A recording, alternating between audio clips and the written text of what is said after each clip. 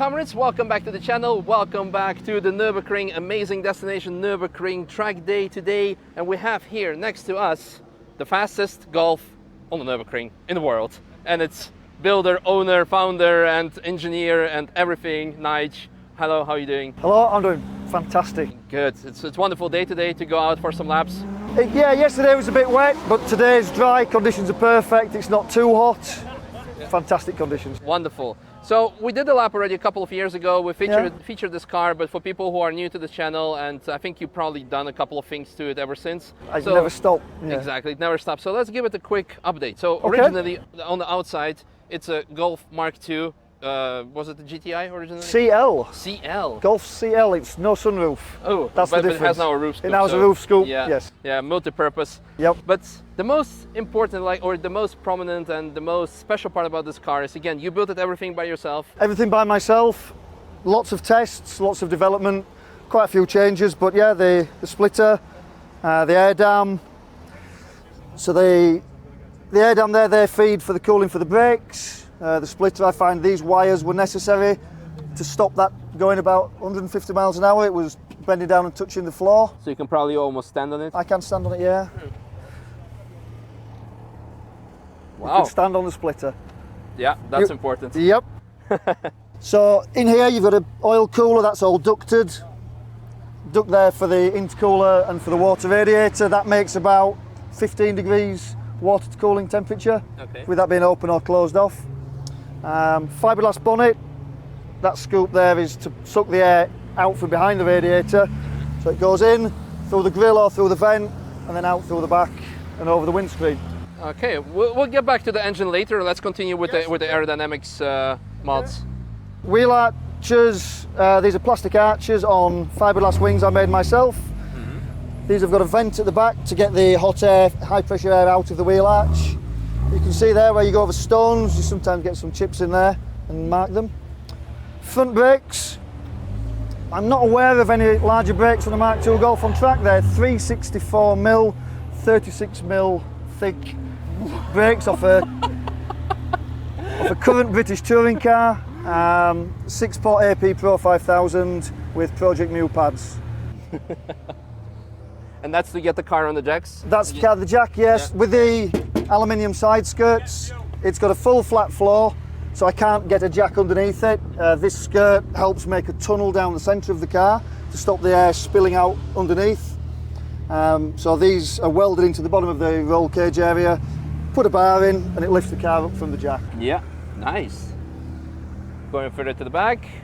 Again, wheel arch extensions. I have spaces between the stub axle to increase the rear track. Standard Mark II Golf rear brakes. Wow. It doesn't need any more. It's so light at the back end, I can lock up the rears if I put too much bias on the back. So those and some Padgett RS pads, and that's fantastic. That's all it needs. And then more aero on the back. More aero on the back. The flat floor that comes all the way down from the splitter feeds this diffuser. This is a fiberglass diffuser that I made. It started out aluminium, and this one is a fiberglass one. The little gurney flap on the back just helps extend the effective length of the diffuser. Gurney flap on a diffuser, that's something I haven't seen before. It's the same on the wing, it just it extends the effective length apparently. Yeah. It tidies it up. Standard boot, plastic rear window. The rear wing was added a few years ago. It used to run without. What I did, I fastened a lot of pieces of wool to take photos and see what the airflow is doing at the back of the car. Fitting this wing stopped the air spilling up as much, and it now only spills to about there, and then it joins further back, where before it was quite dirty at the back of the car. Wow. So it's not massive in terms of effectiveness, but it's in cleaning up the airflow. That's its main purpose. LMP1 Golf development in your backyard. Not quite as excessive, but I use those race series for ideas, for inspiration. Yeah. They spend money testing, I can't do that. Mine is all experimentation, good engineering practices, read aerodynamic books, try and understand what's happening and why they do certain things, and develop that for a quite square-fronted Mark II Golf, so it's not always interchangeable. Nice. And on the inside? Yep. Looks pretty standard so far. Yeah, we've got the Wing seats, which we can use on this track day. You can't use them on TF, of course. Yep. But this is a track car. It is road legal in the UK. I do drive it when I'm doing testing, but very rarely. It's not comfortable at all. Wing seats, full 6-point Schroth harnesses. It's not a sequential gear shifter. I get asked that so many times. It's a standard Mark IV Golf shifter, but it's raised off the floor, so it's a lot easier to reach from your hand. Yeah. The dash in the middle is a digital dash. It's a DTA digital dash that reads everything off the ECU. It will come on in a moment. Oh, it's even your car on it. It's my car on it as well. And that's everything from all the temperatures, pressures, revs, boost. That's all you need. Yep, that's all you need. And we've got a roof vent in the top, which gets a massive amount of air out there. Large mirror in the back and camera. And it started out as a 6-point cage, but as you can see with the gusseting down by the A-pillars, wow, I've added quite a lot of strength. It used to struggle to open the doors on the car when it was jacked up. It's a Mark II Golf, the shell bends and twists as you jack it up. Since I added all the gussets in and tied it into the shell and to the rear turrets, you can jack the car, open and close the doors a lot easier. So I know it stiffens the shell, and it also stops windscreens cracking. Okay. Because the chassis used to flex so much, a stone chip would crack really quickly. Now I got a crack a couple of weeks ago, and that it stayed like that, and that is purely down to the screen not being able to twist and deflect like it used to do. Okay, well, so far on the inside and outside, so what's underneath the bonnet? It's a Mark III 16 valve 2-litre engine. Okay. That's not all. It started out as that, as a standard engine, and I modified it on throttle bodies, on Mega Square, and then a few years ago I went to a better ECU, to DTA ECU. It's running a current British touring car turbo, which is a Garrett current. Before you were running a Volvo turbo, right? It was a Volvo turbo before. Mid-range it was fantastic, it was a great turbo to start with. This one keeps supplying boost all the way to the top where the Volvo one was running out of puff. It gets hot under there. Nice. Full 3-inch exhaust system from there all the way back. That's for the external wastegate, which you can just see is tucked down there. The gearbox is an O2S 6-speed VW gearbox with a gripper plate diff. This is a breather for the diff. It's been running quite warm yesterday with the slicks on this morning in particular. It is running quite hot and the diff's really working hard. You can't touch the gearbox after a lap. Everything else? The numbers. The numbers. I have 3 boost settings, so I have actuator pressure at 0.6 bar, which is about 280 horsepower. I have a button on the steering wheel, which then switches on boost by gear. Okay. That gives me between 310 and 360. So third gear is about 310, fourth is about 330, fifth is 350, and sixth is 360. Wow. And then I have a button on the steering wheel, which instantly goes to 1.6 bar, and that's about 440. So that's an overtake button. And all that on the Mark II Golf CL.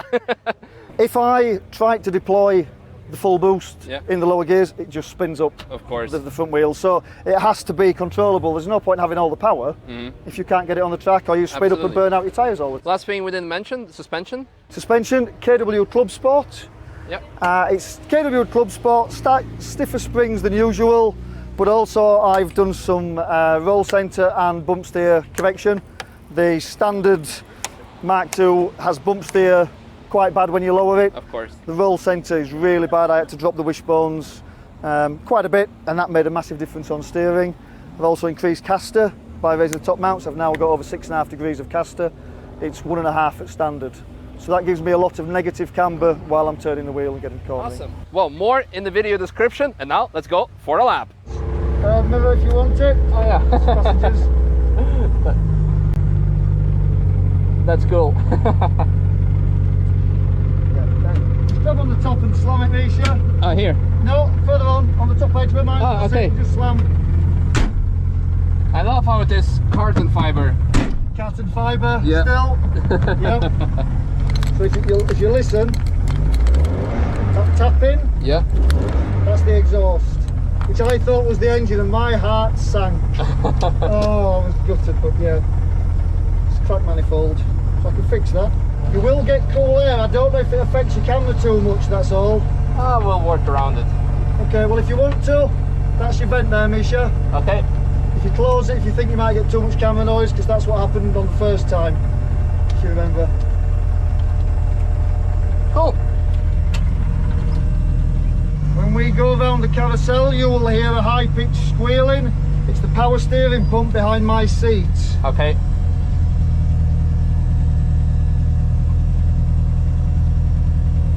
It's just disconcerting if you're not aware of what the noise is at first.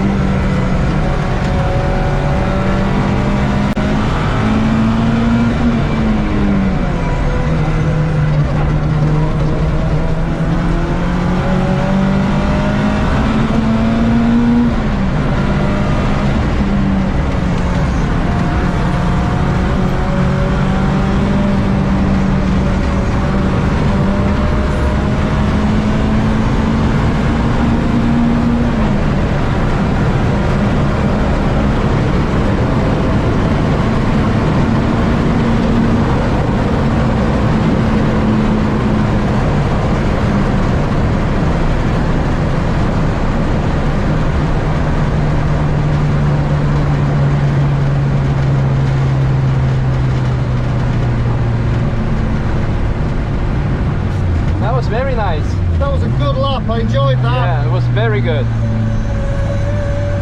Important question. Yeah. What's this light? So I have an AccuSump, which is an oil container. It's like a big syringe full of oil, and when the engine sees low oil pressure, the AccuSump pushes the oil into the engine to maintain oil pressure, which is down here. On left-handers, the design of my sump, even though I have baffles, I get oil starvation. That's what destroyed my crankshaft last year. Okay. So the AccuSump is there as a backup, and so I know it's working. I put an orange light, it's on left-handers, so as I'm going round a left-hander I can see that in my eye line, and I know that the AccuSump's working, and it's saving the engine. Nice. That's fine. Cool. Well, that was wonderful. Woohoo! I hope you guys enjoyed this lap. If you want to find out more, check out the video description for Nige's YouTube channel. He has a lot more videos, as well as probably Instagram. Do you have Instagram? Instagram, yeah, hashtag Pinderwagen. Yeah. Give him a follow and stalk him with more questions, and maybe if you pay him enough, he will build some LMP1 car of your shitbox. Thank you very much. Are we safe? Yeah, we're safe. It's just the that plastic I dropped on the exhaust that I told you. Ah, okay. Love. Cool. Thank you. Thanks. I'm just going to check it myself now. Hey. Hello. Hey. Hey mate, you're right. Good, how are you? I'm good, thank you. Down the back of the manifold, I couldn't get it out and it stuck to it. Oh. So it's just some plastic that I dropped down there. Oh, that's alright. Stuck to the manifold and it's burning itself away. It'll find its home. Its home will be in fumes. Converting it to a gas. Yes, exactly. Gas powered car. Yeah. Oh.